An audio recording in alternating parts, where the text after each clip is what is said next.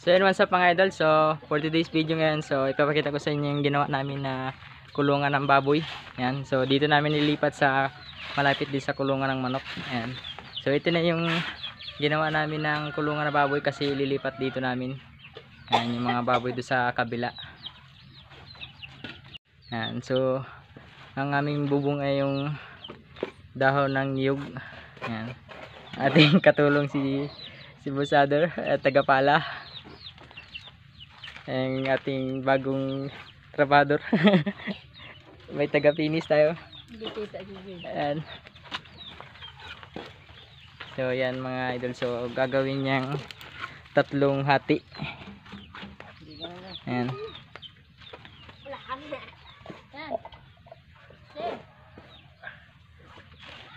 Ayan, 3 hati yan ang gagawin dyan. So pagkatapos niyan lilipat na namin dito. Yan, so ang kulang na lang yan ay pagdingding.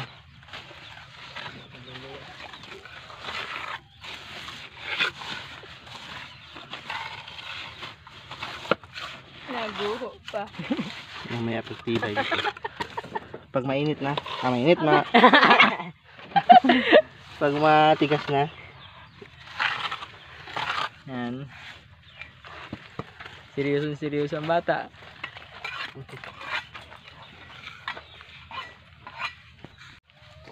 Dutsi. Ano kay KJ? Wain mo, nakarla ko paan. Sader. Utkuta daw. Ay, pagkatapos mo yan, Der. Naturo ko sa iyo.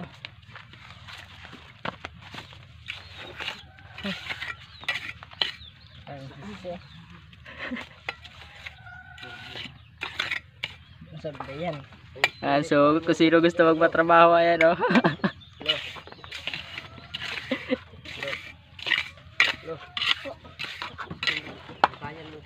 Dito naman sa isa, oh. Yan. Yan yung ating manokano. Yan. So dito namin nilagay kasi doon sa may amin, maraming bahay. Kaya dito namin nilipat. Yan. So itong nandito sa amin, kami lang nakatira dito. Yan yung manukan. Yan. Dito natin lilipat yung mga barako. Yan, so update ko na lang kayo pag yan ay didingdingan na natin. Yan.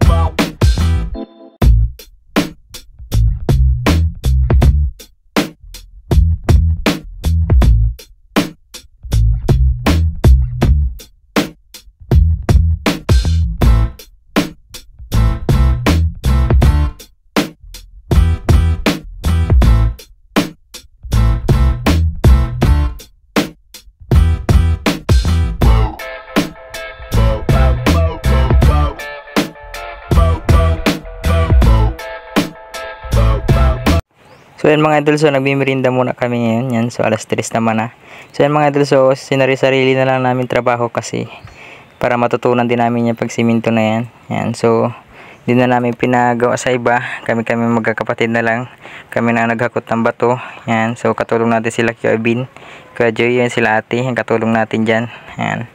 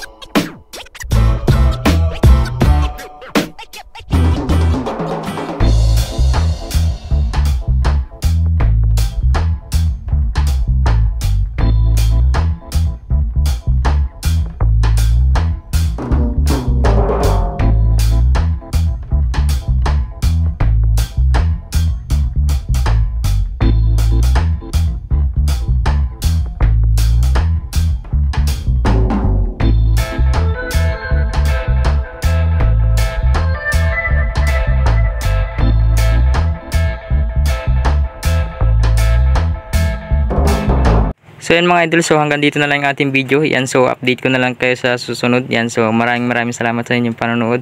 Huwag niyo kalimutan i-like and subscribe. Thank you for watching.